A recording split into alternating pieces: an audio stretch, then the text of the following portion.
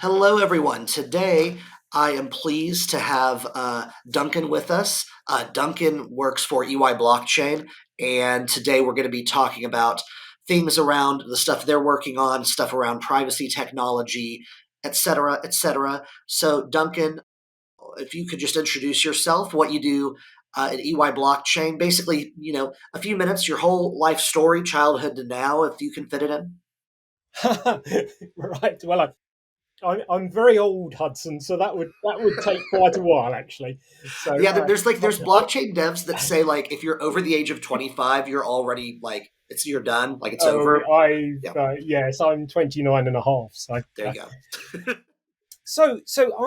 I look after EY's blockchain R&D team. So our job is to develop new blockchain applications, usually with a flavour around EY's businesses at the moment and for the last few years, that's revolved around applying zero knowledge proofs to blockchain. So I've got a team that mostly mathematicians and that kind of person who understand that sort of technology. And yeah, that's what we do. We build blockchain applications, and it's great fun. Awesome, awesome. And what would you say is like? So is EY building things just for their business partners, or is there like a greater like thing within this segment of EY? Because I think a lot of people know EY for like their consulting and other things, and it's like, oh, EY is one of the big four. But what would you say is like a misconception or something that like you'd like people to know about EY blockchain in particular, and if it differs from some of the more traditional business practices and things like that. Yeah, so I suppose we work on several levels actually. So there's the area I work in, we're really just trying to advance the technology with the idea of advancing blockchain generally. So I hesitate to use the word pre-competitive, but we're right early doors, and the things we make well, I was going to say open source, but our lawyers are very careful to make me say public domain. Yes. So I mean, they're CC0 applications, which is unusual for software, but we literally give them away. We don't own them. We think that is the best way to encourage blockchain adoption and uptake. So that's what we do. EY as an organization also uses those tools, and we provide several software as a service blockchain related applications. And you can go onto our website and look at those, and they range from things like supply chain management to smart contract security audits. There's quite a range. And then finally, and the thing that I suppose is really core to EY being one of the big four accountancy firms, we do a lot of accountancy related work for companies that are using crypto for whatever reason. So we need to be competent when we do that. And so actually just having the in-house skills is important to us. So if I come along and I need to add up how much ether you've got, Hudson, I should know how to do that, and I should know how to make reasonable checks that you haven't got any under the floorboards or anything like that. So it's kind of those three levels. That's how we work with blockchain. We see it very much as something that is going to grow and be part of the future, and it makes sense for an organization like ours to therefore be part of it. Gotcha. That makes complete sense. Thank you. So, just for you individually, how did you get started working in blockchain? And did you have like an aha moment with either zero knowledge technology or blockchain that you can remember? Because I know I talk to a lot of people where it's like, oh, I read this white paper or saw this talk or talked to someone and it just clicked. Do you have any? What's your background in getting into blockchain? Yeah, so I think it's fair to say it's a roundabout approach. I started life as a physicist, actually. Was a physicist, as in the sense I got paid for it for many years. then I moved into software and cryptography. And actually, it was through cryptography that I got into blockchain because I mean the two are in many ways closely related. So I got interested in how it all worked from that point of view, and especially if you're looking at things like zero knowledge proofs, it's having a cryptography background makes all of that very exciting for you. So then I worked on it for a while, and I started to look around for somebody who'd pay me to do blockchain, and so I ended up at EY some quite a few years ago now, and I've been working on blockchain ever since, and I consider myself very lucky to have that opportunity. Actually, it's good fun. Awesome, awesome. So I know that EY and especially the global, EY blockchain leader Paul Brody has really been pushing for privacy technology. So that's very, I guess, unique for someone like EY to be supporting one of their groups and doing, privacy technology, since they do things like auditing where everything's on the surface. So, or like you said, if things aren't on the surface, then you'll find them and then put them on the surface. So, what would you say about the why privacy is important and what EY is building for their blockchain projects? Like, what's the overall like pitch for privacy on blockchain? Maybe, and is it on a public blockchain or not? Right. So that's a great question, actually. So for starters, everything we do is public blockchain. We're great believers in public blockchain.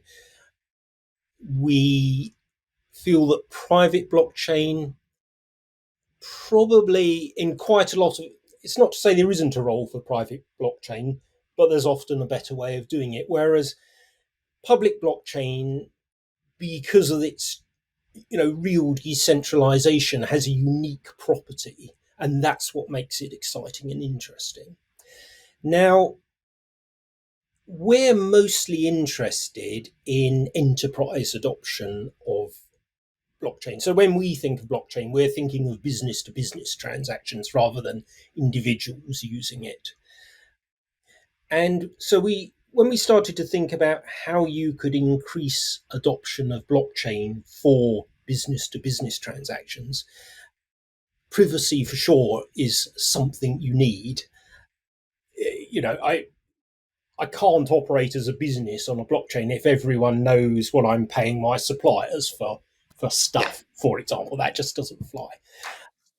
But actually, I think privacy is part of a sort of triumvirate of obviously of three things, or it wouldn't be a triumvirate. But there's privacy is needed. Scalability is actually needed because if you start thinking about if you say I want to do something like manage a supply chain on the Ethereum blockchain, I mean, even for one organization, you could be talking millions of transactions per day. You multiply that up by all of the organizations in say just well in the world, you're talking many billions and multiples of billions of transactions per day you need. So scalability. And the last one, and I kind of would say this working for EY, but regulatory compliance. I think people have mixed views about public blockchain and regulatory compliance, but certainly if you're a business, you need to comply with your local regulations. There's no ifs or buts about that. So regulatory compliance. And if you think of those three things as a sort of triangle, it's like one of those tension triangles where you can kind of easily do one, but then the other two become hard. So, like if you've got really good privacy, it's much harder to do compliance. So in some ways, by working on privacy, I'm actually making EY's job much harder, but that's fine. You know. um, and similarly, scalability, it tends to be easy to do privacy or scalability. Doing privacy and scalability is very hard, and I think up till certainly quite recently has been an unsolved problem, and I think is still not quite solved. I think if we were sitting here in 1 year's time, perhaps we'd have a different view on that. But trying to deliver all of those three things at the same time, I think, is what we need to achieve, and that's actually what we work on. Understood, understood. That's a really good answer.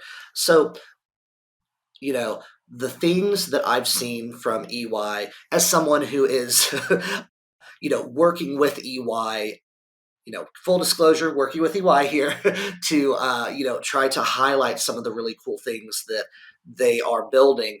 I know one of the major things is Nightfall. So could you explain what Nightfall is, and especially what's like something that's like maybe a use case, B2B or whatever, that like people might not think about when it comes to using Nightfall? Because, you hear a lot of stuff where it's like, oh, they can launch NFTs, ERC20s, but what's coming up either, or what's now or in the future, a really cool use case that Nightfall could facilitate? Yes. Well, I mean, Nightfall itself is a fairly straightforward application. It allows private payments on a public blockchain. That's what it's for. And by payments, I mean transfer of ERC 20721 or 1155 tokens, or possibly other ERC tokens as well, but those are the ones I tend to worry about. Excuse me. So, so, so that's what it's for. The use case is actually, again, reasonably straightforward. If you think of any business transaction, and Paul Brody often says this, it's my money for your stuff. And he's quite right. So that transfer of value is actually what Nightfall was built to facilitate. And actually, it's evolved somewhat over the last few years. We actually built our first go, well, our very first go of Nightfall. We took along to DevCon in Prague, which I think would have been 2018, some time ago, Yes, the anyway. 2018 DevCon 4. Mhm. Yeah, and it wasn't terribly practical. I think it cost about $150 a transaction and stuff like that. So, but it was a start, and we've improved it, and we got it working pretty well. A few dollars a transaction, but then the price of ether spiked, and actually it just became uneconomic for almost any transaction. So I tend to compare it with things like the cost of a Visa transaction, just sort of and I like to keep it cheaper than that.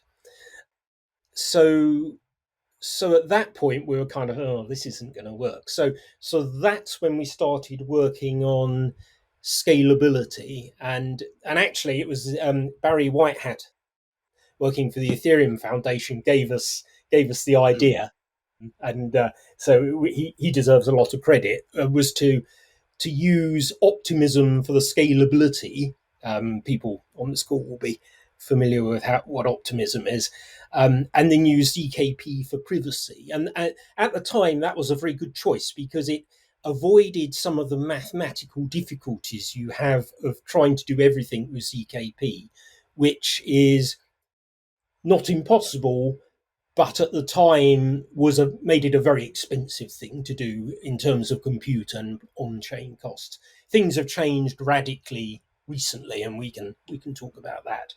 But so we added optimism, and that gave us a scalability. So now you can do an ERC20 private transaction for about a tenth of the cost of a normal ERC20 transaction, and we thought that's pretty good. This is now something that will work. And then, just kind of as we were thinking of launching it, the the next thing that happened was Tornado Cash, and suddenly everyone became much more worried, I think it's fair to say, than they had previously been about being compliant with your local regulations and being able to demonstrate that you're compliant with local regulations. And of course, that's very much our bag at EY. So we backed off and we started working on it again, and we came up with a solution for that based on X509 certificates. But we tried to do that in a very decentralized way, and I think whilst the purists may not like it, I think we've been true to the ideals of decentralization. In other words, so you always have a problem if you're trying to make something compliant. Then one of the things you have to do is a sort of know your customer role. So you don't want to be dealing with somebody from North Korea, and you need to be confident about that. Now, that means that someone somewhere or something has to make a decision about whether you, Hudson, are from North Korea or the United States.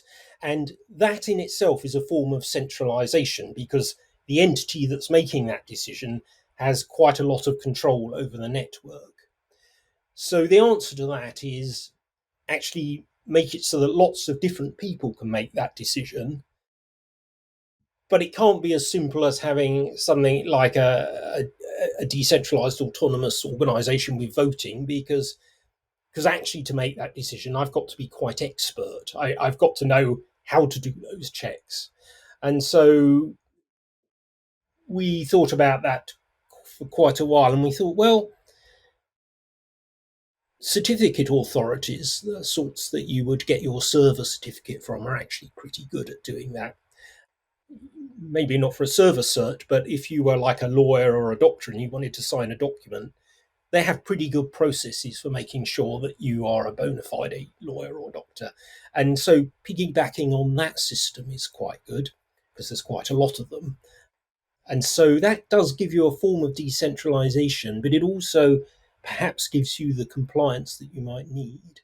And so that was kind of the last change we've made to Nightfall. It's all, as I say, it's all public domain, so all of this has just been pushed to the repo as we do it, kind of thing. So that's kind of where we ended up with Nightfall today. So we've got the privacy, we've got the scalability, and we've got the compliance. We feel so it's a fairly mature application. And sorry, that probably went down a bit of a deeper compliance rabbit hole than you probably wanted, but No, that's totally okay. That's totally okay. Awesome, awesome. So when we're talking about other things that UI is building, another one is called Starlight. So how does Starlight work? What's its purpose? And does it work like with Nightfall, or is it a standalone thing that is used for separate purpose? So yes, so Starlight is a very different beast, but it kind of was born out of Nightfall. So if you like, Nightfall is an application that kind of does one thing well. So it does transfer of ERC-X tokens. If you want to do something else with it, well, it doesn't do that. So you'd have to go and write another application that did do what you wanted. But actually writing a blockchain application that incorporates privacy is actually quite a tricky thing to do. There's a small band of people who are quite good at that and can do it, but it's not something that we found internally your average developer was happy to tackle. So we built it actually more or less to help our developers internally. And you can think of it as a compiler. So it's a compiler that outputs zero knowledge solutions. So the idea is most developers, or most blockchain developers, can confidently write a smart contract. Now, if you think about it, a smart contract is a brilliant thing because it's a very precise encapsulation of the business logic you want to do in quite a formal way. That is a fantastic starting point for making a privacy version of that business logic. So wouldn't it be good if you could take that smart contract, feed it into a compiler, and out comes a private version? And Oh, and that in essence is what Starlight does. It does exactly that. great. So you can think of it as kind of like Starlight is this like machine where you have a smart contract that maybe says, maybe ERC 20 or something, and you put it through Starlight, and then it marks it up like as a private contract where variables have or functions are levels of privacy that you define, and then now that can be fed into what? Yeah, so you've got it. So actually, what it so there's a couple of things there. You do have to mark up your smart contract before you feed it in. And I missed that out because of in interest of brevity, but that's actually quite an important step. So you don't necessarily just want everything to be private, and even if you did, the question is private from whom, under what circumstances, and you get into all sorts of things like that. So the upshot is you have to mark, say, a variable in your smart contract. I want this private, and I want basically only I can change it, or other people can change it, they can increment it and make decisions like that. So you mark it up, you feed it into Starlight, and then what actually comes out is a complete application. Because that's a problem. I mean, if you run a normal compiler, what do you get out? Well, you get bytecode out at the end, at least with some compilers. With Starlight, you actually get three things out.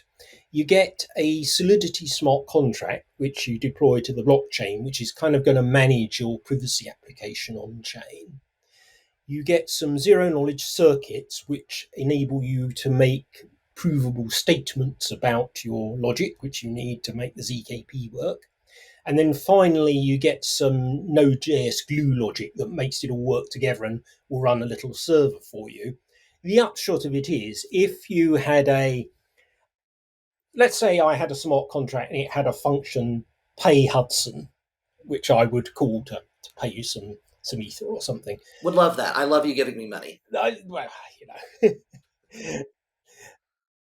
actually, but if I did write that contract and fed it into Starlight, what I'd get out is an API, HTTP API with the same call. So I would now call an HTTP endpoint on a server, pay Hudson. This time it would do some zero knowledge calculations off chain, computer proof, send that on chain. The on chain part of the Starlight output would then verify that proof. If it's all good, Hudson gets paid. The only difference is he gets paid privately. And you can absolutely do tricks like we fed in the Open Zeppelin ERC20 contract archetype. And if you do that, it actually outputs Nightfall, bizarrely enough. And embarrassingly, it was slightly more efficient than the one we wrote manually, but there you go. Nice, nice. Okay, really cool. So yeah, you put the contract in, and then it spits out everything you need, like just an application. So that is used to feed into Starlight to then privately transact. That sounds great. So another question I'd have is, what has been your favorite like innovative use case you've seen with both Nightfall and Starlight? Oh, that's a good question, isn't it? Feel free to take your time. No. It's so they're both early doors. So I think it's fair to say we haven't seen what will happen yet. It's like the early days of the internet. I'm sure everyone makes that comparison, but we haven't seen Amazon and people like that turn up yet. But for me, the surprising thing is the interest that you get about Starlight from the banking industry. Actually, they see that as a way to do payments with some attached business logic, which is exactly their bag. So a lot of central banks as well interested in that for doing central bank digital currency work, because they can sort of see the logic of using the Ethereum blockchain, but of course they have a big privacy problem. So something like Starlight, where they can just tweak the logic to do exactly what they want, is exactly what they need, it seems. So that's that's a developing situation, I think. It'll be very interesting to see what happens over the next year. I'm looking forward to finding out. Awesome, awesome. All right, great.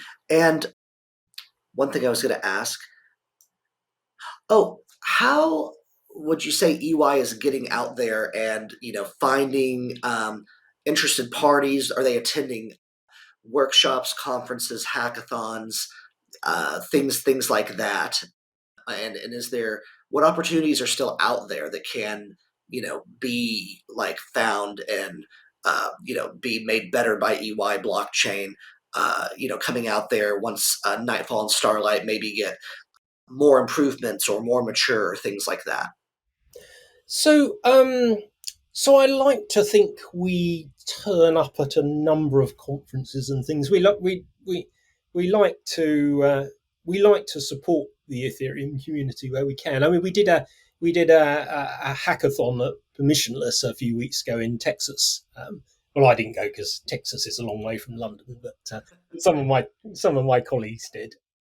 That seemed to go down well, and it gives people a chance to play with Nightfall and things like that. So yes, we get involved.